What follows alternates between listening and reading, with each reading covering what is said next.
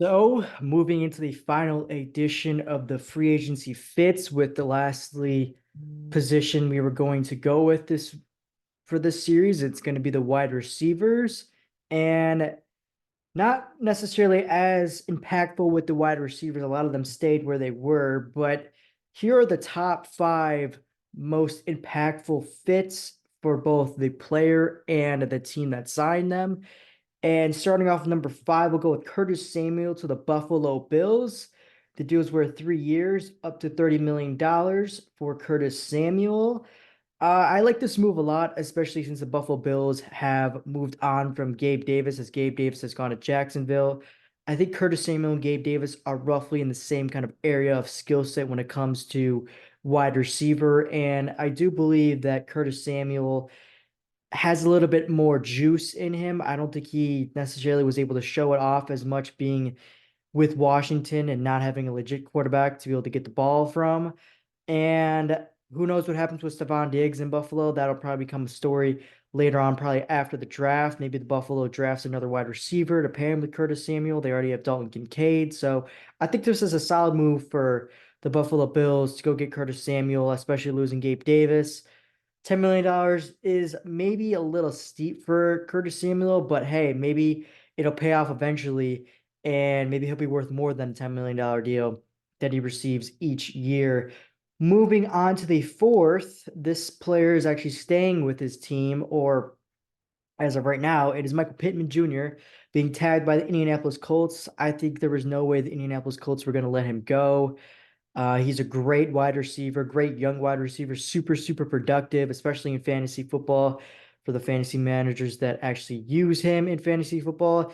He's a great, strong wide receiver for a young Anthony Richardson who is just trying to learn how to play the position. You have to keep skill sets and players like a Michael Pittman with your quarterback. And I don't think there was any way that Indianapolis Colts were going to let him go. Now, hopefully, he does get a contract. I think the Colts should sign him to a long-term deal, and hopefully, he doesn't just play on the franchise tag. But there was no way that Indianapolis is going to let him go. Shane Steichen has loved working with Michael Pittman. He's been a great addition since they drafted him and been very productive and just goes about his business. Great player all around. Moving on to the third spot is an older player who is staying with his team as well. Mike Evans stays with the Tampa Bay Buccaneers on a short 2-year deal for up to $52 million. So I think this is a great move all around for Mike Evans and Tampa Bay. Mike Evans, Super Bowl champion with the Tampa Bay Buccaneers when Brady was there, loves playing for Tampa Bay. He wanted to retire as the Tampa Bay Buccaneer. He might have that chance now. He's probably got 2 years left of his, I guess you can say, prime or declining prime. So great all around deal for him to get paid really, really well. 52, up to $52 million deal for 2 years. Tampa Bay gets to have those last 2 years of his prime. They just signed Baker Mayfield, keeping his number one weapon there as well is really, really helpful. They just went to the playoffs last year. They possibly could make the playoffs again.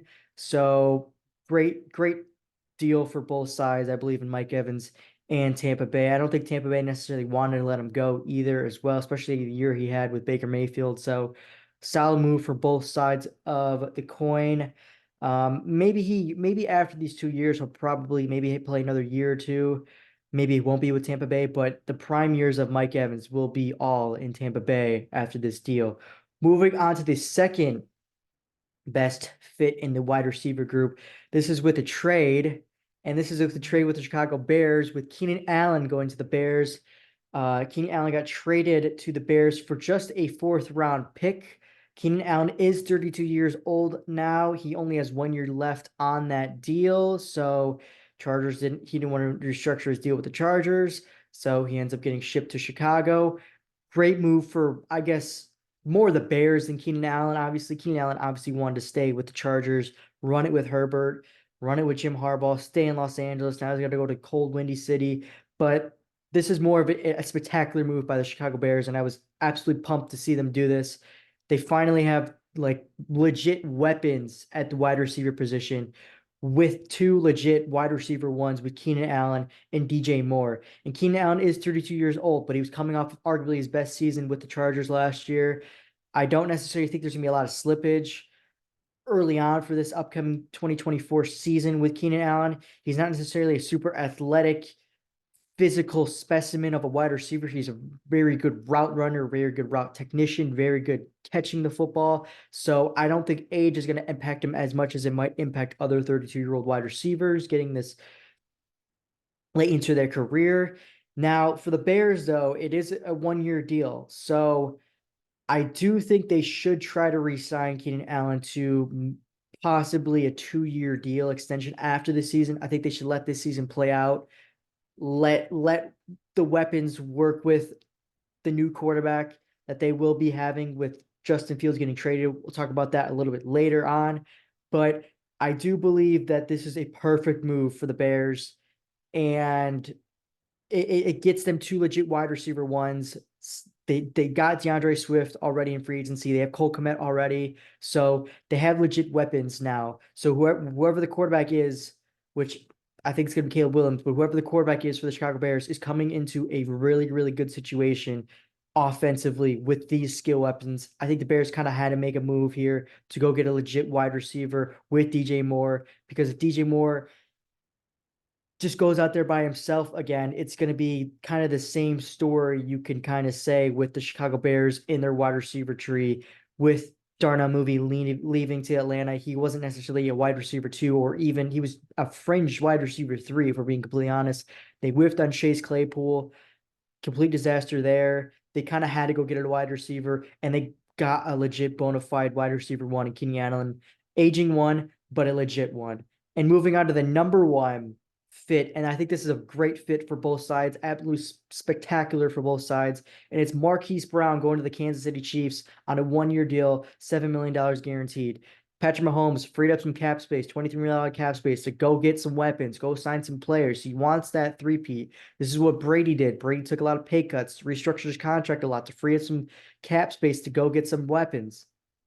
Chiefs do that here with Marquise Brown, an electrifying, speedy wide receiver, probably wide receiver 1 now for the Kansas City Chiefs. I mean, you could say Rashee Rice just because he's been with Mahomes for a year now, but Marquise Brown is the most talented wide receiver on the Kansas City Chiefs. You can say absolute speed demon. Andy Reid, Patrick Mahomes, they love their speedy guys, like with Tyreek Hill. That's why they brought Mecole Hardman back. Rashee Rice is speedy as well. That's why they drafted Sky Moore. They love freaky, speedy guys, and they got that with Marquise Brown on just a 1 year deal, $7 million. And that's what happens when you have guys like Mahomes. Players want to come play with that guy and take some pay cuts and go play with Mahomes to possibly go get a three-peat. It'd be the first time in NFL history for a team to do that. And this is perfect for Marquise Brown. You know, he was on the Ravens. They didn't necessarily scheme around him. It was kind of more run-centric. He gets traded to the Cardinals with Kyler Murray, his old college team at Oklahoma. Doesn't necessarily work. It's a tire fire. Kyler's in and out of the lineup. Doesn't really get to show off his talent. And he hits the market this offseason, and there's not really necessarily a big contract that's waiting for him. Now he goes to the Kansas City Chiefs with Andy Reid, Patrick Mahomes, and he can build up that level of a contract to get that multi-year, multi-million-dollar contract that he wants and he probably deserves. He just hasn't been able to find the right fit to show off that he deserves that. And now he gets that chance with the Kansas City Chiefs with Patrick Mahomes. And perfect move, because Chiefs now have a weapon, another weapon, and they could draft another wide receiver late in that first round or early second round. Then now they have Rice, now they have Brown, they have Travis Kelce, they still have Mecole Hardman. I guess you could say he's a little like a fringe weapon, very good gadget guy. But Kelsey's getting older. Rashee Rice, we don't know if he's a legit wide receiver 1 yet.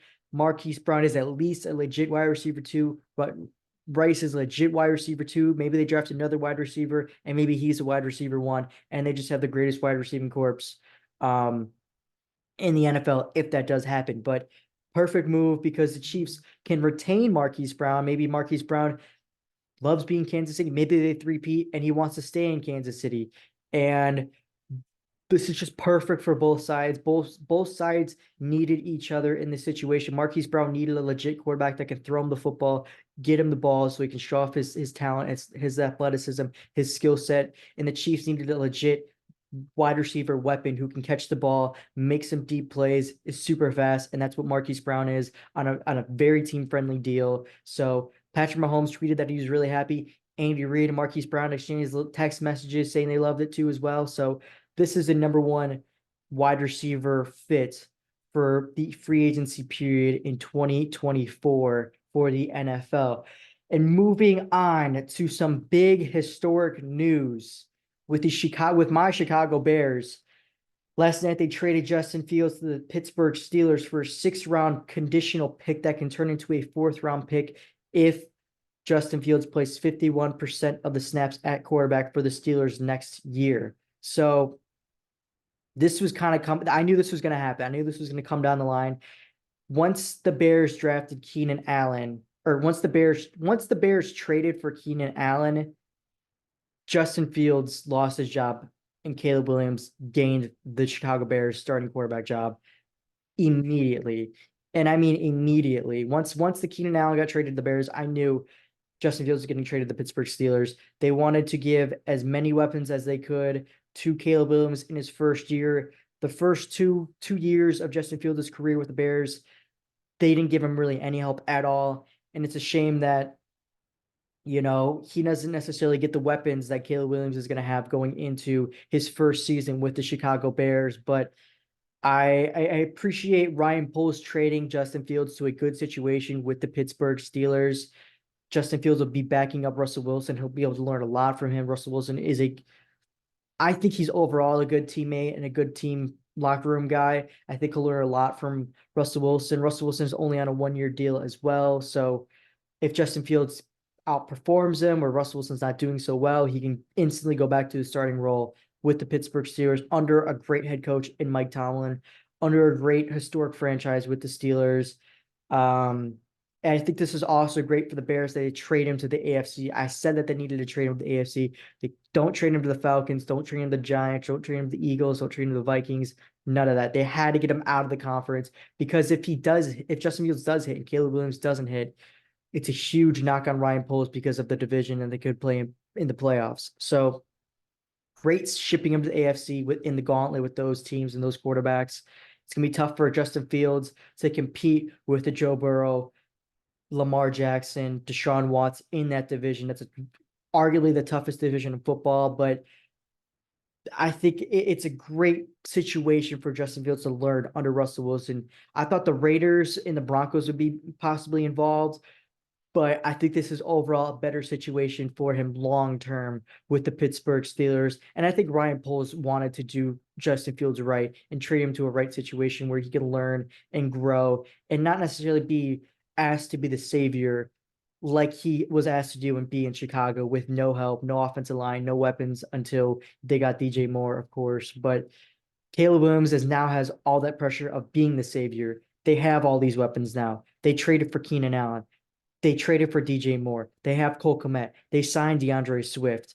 They trying to get some offensive linemen. They still have the 9th overall pick that can turn into more picks or an edge rusher or a better defense or whatnot. I mean, the defense was playing a lot better towards the later half of the season, and they added Kevin Byard. So this might be the most.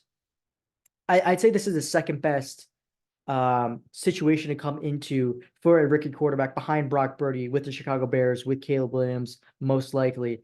And there's going to be no excuses for Caleb Williams if he can't win games, if he can't throw the football, if he can't get the ball to Keenan Allen, DJ Moore, those types of guys. And who knows, maybe the Bears draft a wide receiver with that 9th overall pick. Maybe Odunze, Malik Nabers, maybe he falls there. So maybe maybe the Bears would have the greatest wide receiving trio with Keenan Allen, DJ Moore, and then possibly another one at the 9th overall pick. So I think this is a great move for the Chicago Bears. They had to reset the clock with their quarterback situation. They wouldn't have been able to go out and get guys like Keenan Allen, Montez Sweat. They would have been in some cap trouble if they picked up Justin Fields and then eventually given him some money for around $40 million.